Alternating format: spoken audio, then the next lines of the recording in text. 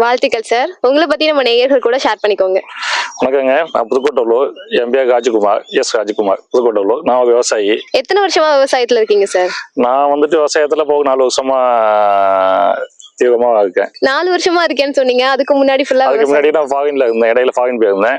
ஃபாரின்ல இருந்து முடிச்சுட்டு வந்ததுக்கு பிறகு விவசாயம் பண்ணிட்டு இருக்கேன். Okay sir. எங்க போனாலும் விவசாயத்துக்கு தான் திரும்பணும் அப்படிங்கிற மாதிரி விவசாயத்துக்கு திரும்பி பண்ணிட்டு இருக்கீங்க. ஆமா, நம்ம தொழில் அது விவசாயம் தானே. விவசாயம். Okay sir. என்னென்ன ரகங்கள் சாகுபடி பண்றீங்க நெல்லுல? நெல்லுல இந்த தடவை கல்சக் பண்ணியிருக்கோம். அது 120 நாள் டயம். இப்போ அறுவடை டயத்துல இருக்கு. 10 நாள்ல அறுவடை டயம். Okay sir. இப்போ 4 வருஷமா விவசாயம் பண்றேன்னு சொன்னீங்க இல்லையா? மொத்தமா என்னென்ன சாகுபடிகள் பண்ணிட்டு இருக்கீங்க? நெல்லு, உளுந்து 2 தான் பண்றோம். வேற ஒன்றும் பண்ணல. தென்னை விவசாயம் இருக்கு. நெல்லும் அது வருஷத்துக்கு 2 தடவை நெல் சாவடி பண்றோம். மழை சீசன்ல 120 நாள் அந்த மாதிரி சாவடி பண்றோம். கோடை காலம் அடுத்த சாவடி 90 நாள் பயிர் விடுவோம். சார், இப்போ நெல்லுல நிறைய ரகங்கள் நீங்க எடுத்து பண்ணிட்டு இருக்கீங்க. அதாவது பருவ காலங்களுக்கு ஏத்த மாதிரி நீங்க எடுத்து பண்றீங்க. இதுல பாத்தீங்கன்னா நெல்லோட தரத்தை உயர்த்துறதுன்னு சொல்றாங்க இல்லையா? சோ அப்படின்னா என்ன, அதை எப்படி உயர்த்துவீங்க? நெல்லோட தரத்தைனா கரெக்டான டயத்துக்கு அந்த பயிர் விட்டு அந்த கரெக்டான டயத்துக்கு நம்ம நடவு செய்யணும். அந்த கரெக்டான டயத்துக்கு உரங்களை இது பண்ணணும். எல்லாம் கரெக்டா செஞ்சோம்னா அந்த கரெக்டா நெல்லோட விளைச்சல் அதிகமா இருக்கும். சரியா செய்யலைன்னா நமக்கு அந்த விளைச்சல் பின்தங்கி வரும். இப்ப நெல்லோட விளைச்சல தான் நம்ம நெல்லோட தரம்னு சொல்றோம். சார், இப்ப நெல்லுல நிறைய ரகங்கள் இருக்கு அப்படின்னு சொல்றோம்ல. இந்த நெல் ரகங்கள்ல பாத்தீங்கன்னா அதாவது ஒவ்வொரு குறிப்பிட்ட ரகத்துக்கு ஏத்த மாதிரி அறுவடை காலம் அப்படிங்கிறது மாறுமா சார்? ஆமா, ஒவ்வொரு நெல்லுக்கு ஒவ்வொரு டைம் வச்சிருக்காங்க. ஒரு நெல் 90 நாள், ஒரு நெல் 120 நாள், 150 நாள், 180, இந்த மாதிரி ஒவ்வொரு நெல்லுக்கும் டய கணக்கு இருக்கு. ஒரு நெல் அறுவடைக்கு தயாராயிடுச்சு அப்படிங்கறத எப்படி சார் கண்டுபிடிப்பீங்க? நெல் நல்லா சவந்து கொஞ்சம் பச்சை இல்லாம இருந்தாவே அறுவடைக்கு பழுத்து இந்த மாதிரி சீசன் வந்துட்டாவே அறுவடை பண்ணலாம். Okay sir. ஒரு குறிப்பிட்டு சராசரியா சொல்லணும்னா ஒரு 90ல இருந்து 120 நாள், 90ல இருந்து 180 நாள் வரையும் இருக்கு. 180 வரையும் இருக்கு. ஆமா, ஒரு நெல்லுக்கு ஒரு டிஃபரன்ஸ். முன்னாடிலாம் நம்ம கையாலேயே அறுவடை செய்வாங்க. ஆமா, எல்லாரும் பெண்கள் எல்லாரும் சேர்ந்துட்டு. ஆனா இப்ப மிஷின் வச்சு நம்ம அறுக்கிறோம் இல்லையா? ரெண்டுக்கும் என்ன வித்தியாசம்னு சொல்லுவீங்க? கையால முன்ன லேபர் நிறைய இருந்துச்சு, கையால அறுத்துக்கிட்டு இருந்தோம். இப்ப லேபர் டிமாண்டு எங்கேயும் ஆளு கிடைக்க பற்றாக்குறதுனால நம்ம மிஷினை பயன்படுத்துறோம். மிஷின் செலவு கம்மியாகுது. இப்ப லேபர் பற்றாக்குறதுனால லேபர் சம்பளம் கூட போகிறதுனால மிஷினை வச்சு வேலையை குயிக்கா முடிக்கும். சரி, இப்போ நம்ம வயலுமே பாத்தீங்கன்னா அறுவடைக்கு தயாரான நிலைமையில தான் இருக்கு. இப்போ ஒரு நெல்லை அறுவடை பண்ணிட்டீங்க அப்படின்னா அதுக்கு அடுத்த கட்ட ப்ராசஸ் என்னவா இருக்கும்? அறுவடை பண்ணியாச்சுன்னா வைக்கல எடுத்துட்டு திருப்பி உழுது விதைக்க வேண்டியது.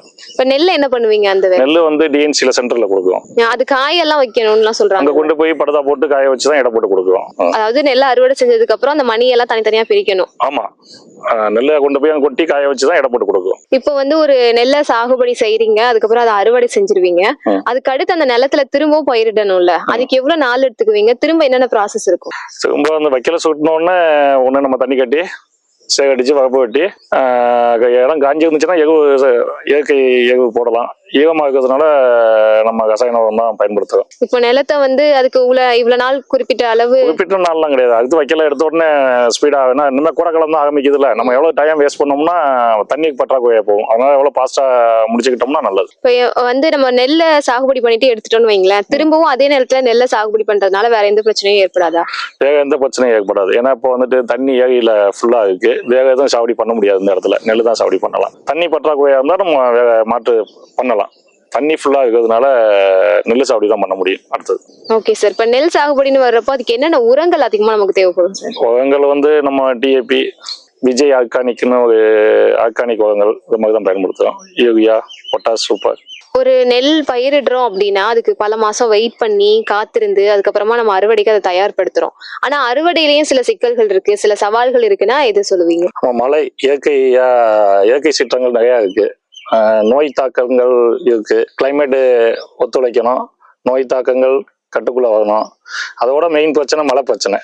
மழை பெய்யக்கூடாது அறுவடை டயத்துல மழை பெஞ்சிச்சுன்னா நமக்கு 4 மாசம் கஷ்டப்பட்டது எல்லாம் வேஸ்டா போயிடும். அப்ப அந்த மாதிரி மழை பெய்யக்கூடிய டைம்ல என்ன பண்ணுவீங்க?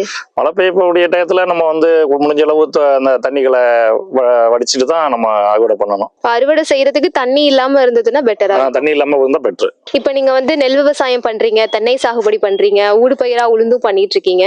இப்போ இது எல்லா பயிருக்குமான வித்தியாசம் அப்படின்னு எதை சொல்லுவீங்க? நெல்லுக்கும் தென்னைக்குமான வித்தியாசம் எது அப்படின்னு? நெல்லு ஒரு சீசனுக்கு தான் சாவடி பண்ணலாம். தென்னைங்கிறது வருஷம் ஃபுல்லா நமக்கு ஈடு கொடுக்க வேண்டிய ஃபுல்லா விவசாயம். 2 மாதத்துக்கு ஒருக்கா நம்ம அறுவடை பண்ணி விற்கலாம். விவசாயங்கிறது மழை பெஞ்சாதான், மழை பெஞ்சு அந்த அந்த டயத்துல மட்டும் 2 தடவை மட்டும் பண்ணலாம். நெல்லுக்கு சொன்னீங்கல்ல 90ல இருந்து 180 நாள் அப்படின்னு, அது மாதிரி தென்னைக்கு ஏதாவது காலங்கள் இருக்கா? ஆமா, தென்னைக்கு வந்து கோடை காலத்துல 50 நாளைக்கு ஒருக்கா அறுவடை பண்ணலாம், மழை காலத்துல 60 நாள் ஆகும். சரி, இப்ப வந்து நம்ம தென்னைக்கு அதிகமா ஊடு பயிரா உளுந்து கொடுக்குறாங்க. தென்னைக்கு ஊடு பயிர் கொடுக்கறதுனால என்ன பயன்கள் இருக்கு? நம்ம வந்து ஊடுபயிர் கொடுக்கறதுனால தென்னையோட வளர்ச்சி நல்லா இருக்கும். தென்னை ஊடுபயிருக்கு செய்யக்கூடிய உரங்கள், மருந்துகள் எல்லாம் அந்த தென்னைக்கும் சாகும். அந்த நிழல் வாடை தலையெல்லாம் தலை சத்து அதிகமா செய்யறதுனால தென்னை நல்லா வளர்ச்சி அடையும். இப்ப தென்னைக்கும் அதுல பயன்கள் இருக்கு. ஆமா, தென்னை பயனுக்காக தான். இப்போ 50 விழுக்காடு தென்னை பயனுக்காக தான் நம்ம ஊடுபயிர் செய்வோம். ஓகே சார், இப்ப உளுந்து நீங்க பயிரிடுறீங்க அப்படின்னா தென்னைக்கு மேக்சிமம் உளுந்து தான் அதிகமா செலக்ட் பண்றாங்க. அது எதனாலன்னு சொல்லுங்க. உளுந்து கொஞ்சம் வச்சு போட்டு கொஞ்சம் செலவு கம்மி, இல்லைன்னா நிலக்கடலை சாவடி பண்ணா கொஞ்சம் செலவு லேபர் கூலி அதிகமாகுது. அதனால யாருமே நிலக்கடலையை லைக் பண்றது கிடையாது. உளுந்தே எல்லாருமே மக்கள் எல்லாம் விரும்புறாங்க. எல்லாம் லேபர் பிரச்சனைனாலதான் வந்து அப்படியே கால சூழ்நிலைக்கு மாத்திக்கிறாங்க. இப்போ உளுந்து வந்து எவ்வளவு காலம் பயிரிடுவீங்க? 90 நாள். 90 நாள். ஆமா. அது சாகுபடி பண்றதுக்கு அதுக்கு எதுவும் மெத்தட்லாம் இருக்கா? மெத்தட்லாம் இல்ல, நம்ம உழுது அதை மார்கழி பட்டம்னு சொல்லுவாங்க, மார்கழி மாசம் வச்சா நல்லா இருக்கும்பாங்க. இப்ப 90 நாளைக்கு அப்புறம் உளுந்துல இருந்து உங்களுக்கு போதுமான லாபம் கிடைக்குமா சார்? உளுந்து ஓரளவு நம்ம கவனிச்சோம்னா ஓரளவு லாபம் இருக்கு சார். நம்ம சொன்னீங்க தட்டைப்பயிர் நம்ம பண்றோம், அப்புறம் உளுந்து பண்றோம், தென்னை பண்றோம், ஊடு பயிரா கொடுத்துட்டு இருக்கோம் அப்படின்னு. இப்ப வந்து ஊடு பயிரா கொடுக்கறதுக்கு நம்ம தட்டைப்பயிர் பண்ணலாம், இந்த மண்ணுக்கு வந்து உளுந்து பண்ணலாம் அப்படின்னு எப்படி செலக்ட் பண்றீங்க சார்? தட்டைப்பயிர் உளுந்தெல்லாம் மண்ணு வந்து புழுதி மண்ணு, செவல், அதை பார்த்து நம்ம செலக்ட் பண்ணிக்கிட்டு தான். மண்ணை பொறுத்து இருக்கு. களிமண்ணுல வந்து தட்டைப்பயிரெல்லாம் வராது, அவ்வளவுதான். செம்மண்ணுக்கு தட்டைப்பயிர் உளுந்துலாம் நல்லா வரும். இப்போ வந்து ஒரு சூப்பரான முறையில விவசாயம் பண்ணிட்டு இருக்கீங்க. 4 வருஷமா விவசாயத்துல இருந்து பண்ணிட்டு இருக்கீங்க. இப்போ எங்க விவசாயிகள் சார்பா நான் ஒரு கோரிக்கை வைக்கணும் அப்படின்னு நினைச்சீங்கன்னா என்ன கோரிக்கை வைப்பீங்க சார்? ஏதாவது கவர்மெண்ட்ல இருந்துட்டு உரங்கள் மானியத்துல கொடுத்தா சப்போர்ட்டா இருக்கும். Okay sir. இப்ப நேரடியாவும் நீங்க உங்களுடைய பொருட்களை விற்பனை பண்ணிட்டு இருக்கீங்களா, அல்லது மொத்தமா கொள்முதல் விலைக்கு தான் கொடுத்துட்டு இருக்கீங்களா? டேரக்டாவும் கொடுத்தோம், ஆனா அவங்க தவணை முறையில கவர்மெண்ட்ல கொடுக்கறதுனால தவணை முறையில பணம் போடுறாங்க. நம்ம டைரக்டா கொடுத்தோம்னா வியாபாரிகள்ட்ட கொடுத்தோம்னா உடனே கேஸா கிடைக்குது. அதனால நேரடியாவே அதனால ஒரு தடவை கொடுத்து பார்த்துட்டு வந்துட்டு கொஞ்சம் அமௌண்ட் கூட தான் கிடைக்குது. அதனால வந்துட்டு நாங்க இப்போ டைரக்டா கொடுக்குறோம். Okay sir. இப்போ நம்மளுடைய இந்த நிகழ்ச்சியை கேட்டுட்டு பார்த்துட்டு விவசாயம் சார்ந்த ஆலோசனைகள் தகவல்களுக்காகவோ அல்லது உங்ககிட்ட விற்பனைக்காகவோ யாராவது கான்டாக்ட் பண்ணணும் அப்படின்னு நினைச்சாங்கன்னா எப்படி கான்டாக்ட் பண்ணலாம்? நிறைய பேர் கான்டாக்ட் பண்ணிக்கிட்டு தான் இருக்காங்க. தென்னையை பத்தி, விவசாயத்தை பத்தி. என் ஃபோன் நம்பர் கான்டாக்ட் பண்ணா நான் ஆலோசனை.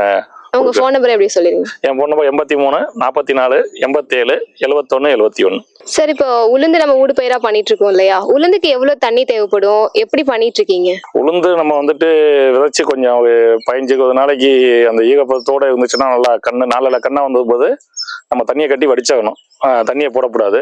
வடிச்சிட்டோம்னா நல்லா இருக்கும். தண்ணியை கட்டி பள்ளம் கிடந்துச்சுன்னா உளுந்து அழுகி போகும். அதுதான், வேற ஒண்ணும் கிடையாது. அதிகமா தண்ணி கட்டக்கூடாது. தண்ணி தேங்காம பாத்துக்கணும். இதுக்கு பூச்சிக்கொல்லி மருந்து அடிக்கணும். பூச்சிக்கொல்லி மருந்து டானிக்கு, அந்த பூ பூக்குறதுக்கான டானிக்கு 3 தடவை நம்ம ஸ்ப்ரே பண்ணணும். Okay sir. இப்போ இந்த உளுந்து சாகுபடியில பெரிய சவால் அப்படின்னா என்னவா இருக்கும்? உளுந்து சாகுபடியில ஒரு பெரிய சவால் கிடையாது, சிம்பிளா உள்ளதுதான். அவ்வளவு ஒண்ணும் பெரிய சவால் கிடையாது. இப்ப கருப்பு உளுந்து, வெள்ளை உளுந்து எல்லாம் இருக்குல்ல, அது ரெண்டும் தனித்தனி பயிரா இல்ல ஒரே பயிர் தானா? வெள்ளை உளுந்துன்னு தனியா கிடையாது, ஒரே பயிர் தான்.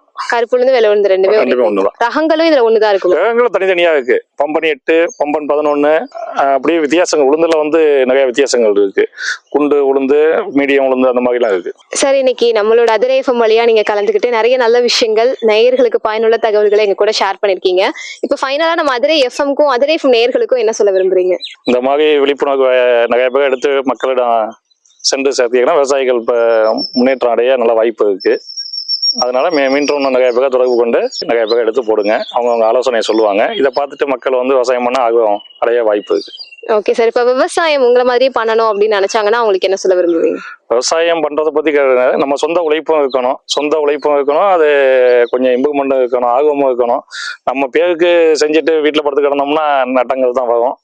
நம்ம சொந்தமா முயற்சி எடுத்து கஷ்டப்பட்டோம்னா கண்டிப்பா பெனிஃபிட் இருக்கு. Okay sir. Thank you so much sir.